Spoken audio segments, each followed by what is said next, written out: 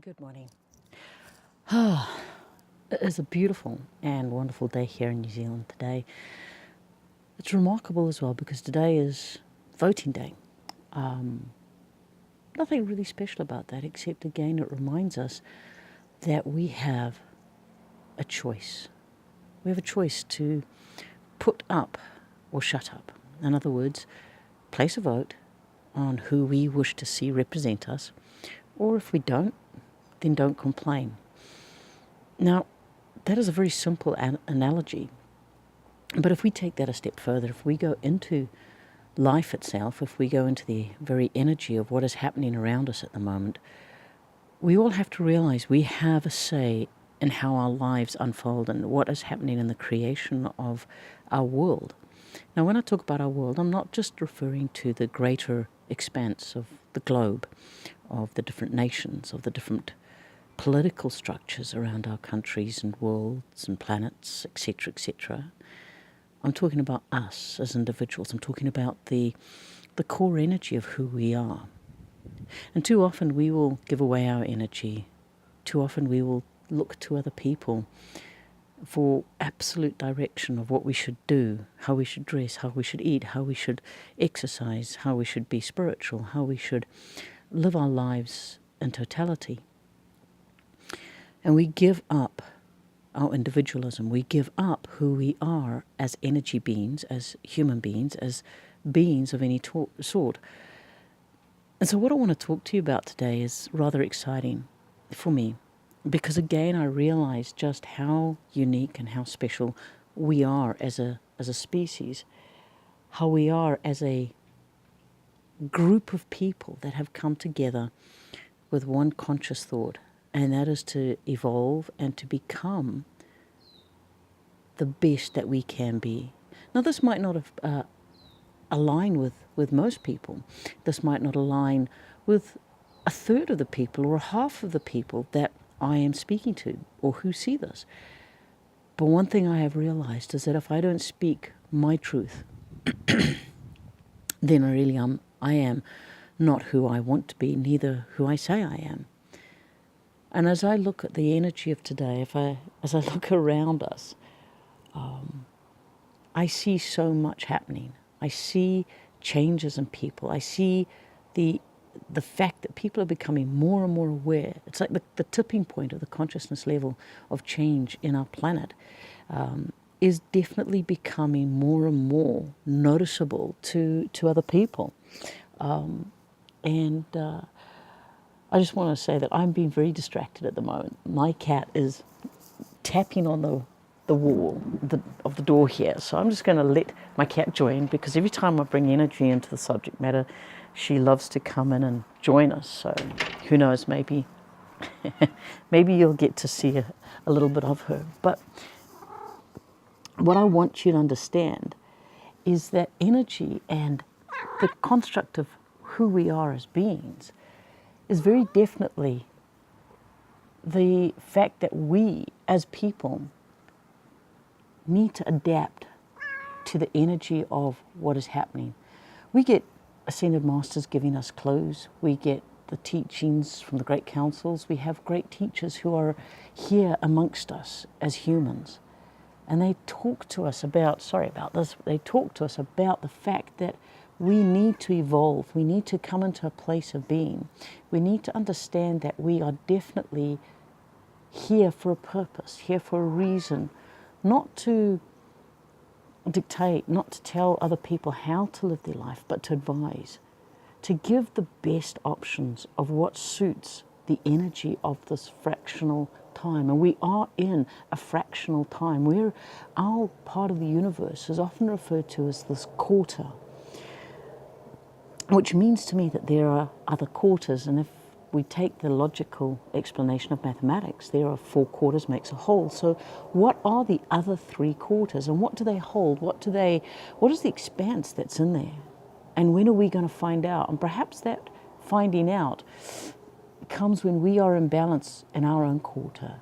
But if we're in balance in our own quarter as a human species, as a group of beings, then we must learn to accept that there are others here that are here to teach us, whether we call them Palladians or Andromedans, whether we call them greys, whether we call them whatever you want, but they are here to teach us. What are they teaching us? What are we accepting from them? Some of the teachings are not always balanced, are not always for our highest good, for our highest explanation of life.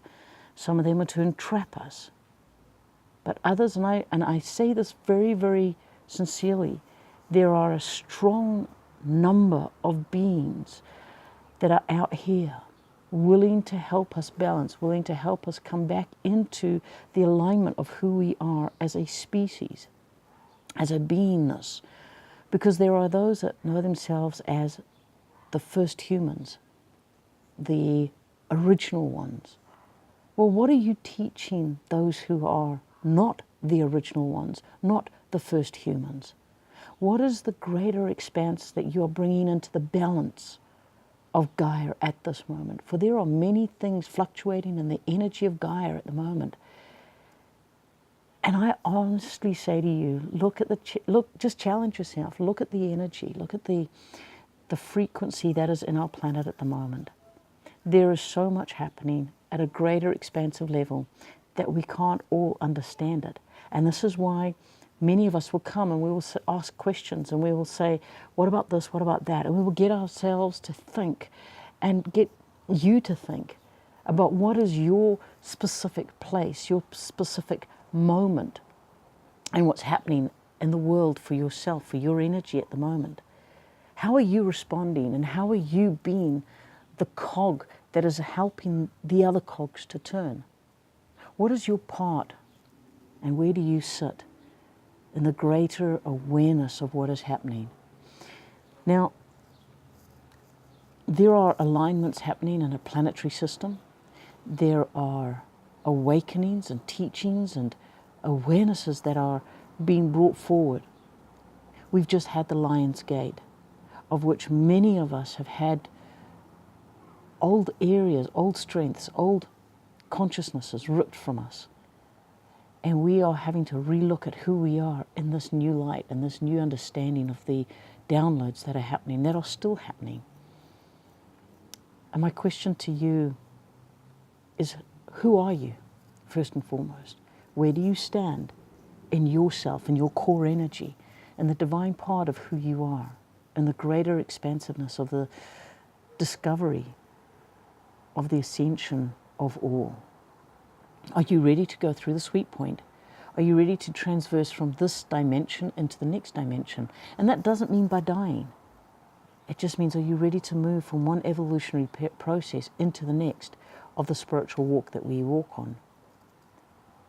These are questions that I'm going to be covering. These are things that I'm going to be starting to talk about, not just for myself, because I need to understand these, but because I believe that we are in a time that we need to see. We need to rip away the hidden parts of ourselves, and we need to expose who we are as beings.